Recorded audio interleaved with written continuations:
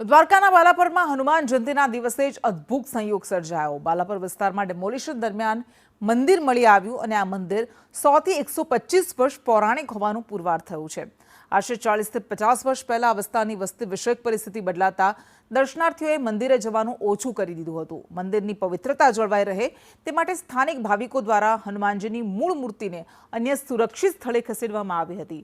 જો કે આ પૌરાણિક મંદિરની જાણ થતાં જ દેવભૂમિ દ્વારકા જિલ્લા પોલીસ દ્વારા તેનો પૂર્ણ જીર્ણોદ્ધાર કરવામાં આવ્યો અને જીર્ણોદ્ધાર કરીને હનુમાન જયંતીના પાવન અવસરે મંદિરની મૂળ હનુમાનજીની મૂર્તિને પરંપરાગત ધાર્મિક વિધિ દ્વારા ફરીથી સ્થાપિત કરવામાં આવી। 45 વર્ષ સુધી અપૂજ રહ્યું છે મંદિર।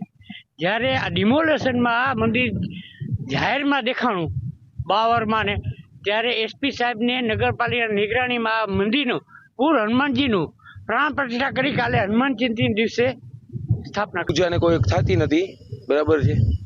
પછી પાછી એસપી સાહેબની ને દેવભૂમિ દ્વારકા પોલીસની ઓલીમાં રહીને પાછું બધું ફર્સ્ટ ક્લાસ અસલ ચાલુ કરી। હનુમાન જયંતિના દિવસે આપણે મંદિર હનુમાનજીની આપણે મૂર્તિ સ્થાપિત કરી અને ફરી આપણે એને પૂજનીય કરી અને આપણે આ મંદિરને પાછું ગામજનો માટે